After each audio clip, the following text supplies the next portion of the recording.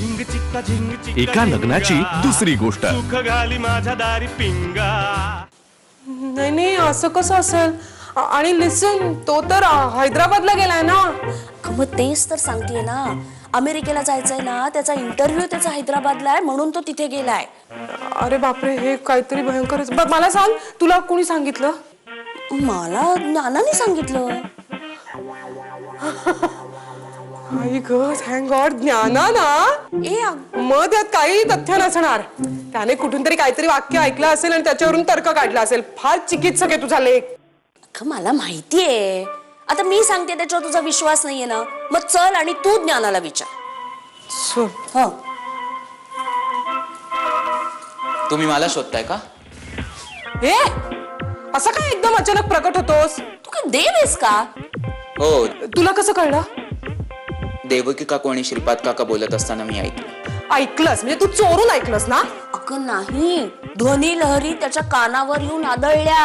हो का? मग ए लिसन, राधा पण जाणार आहे का त्याच्या बरोबर? नाही म्हणजे तिची इथे नोकरी आहे ना, तिचं करिअर इथे आहे, मग ती अमेरिकेत जाऊन काय करणार आहे? म्हणजे याबाबत ते काही बोलत होते का? ते तू ऐकलंस का? त्या काही ध्वनी लहरी वगैरे? आणि मुख्य म्हणजे ते दोघं नक्की तिकडे सेटल होणार आहेत का हेही ऐकलंयस का? आणि लिसन मला सांग, ते ग्रीन कार्डचे खूप प्रॉब्लेम असतात, त्याविषयी ते काही? एक मिनिट, मी एक अभ्यासू वृत्तीचा मुलगा आहे, ह्या घरातला खबऱ्या नव्हे। मला जे कळलं ते मी तुम्हाला सांगितलं, ह्यात तुमचं नशीब समजा, नाहीतर अशाच अनभिज्ञ राहायला असतात।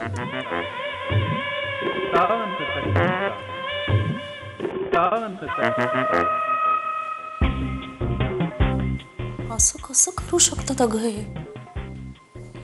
आणि आता तो इंटरव्ह्यूला गेलाय म्हणजे ठरलंच आहे सगळं त्यांचं।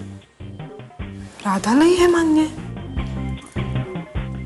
आपल्याला कुणीच कसं काही बोललं नाही।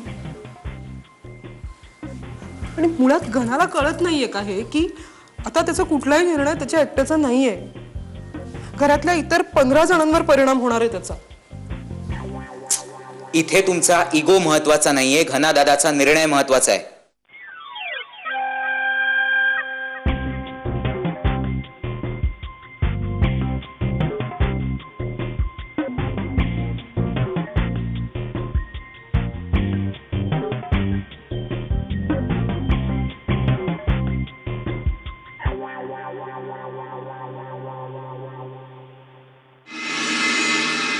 तुझं बाळणपण मी करणार आपल्या घरी, नातीचं नाव मी ठेवणार। यामध्ये जर काही गडबड केलीत ना तर याद राखून ठेवा तुम्ही। एका लग्नाची दुसरी गोष्ट। सुख घाली माझ्या दारी पिंगा।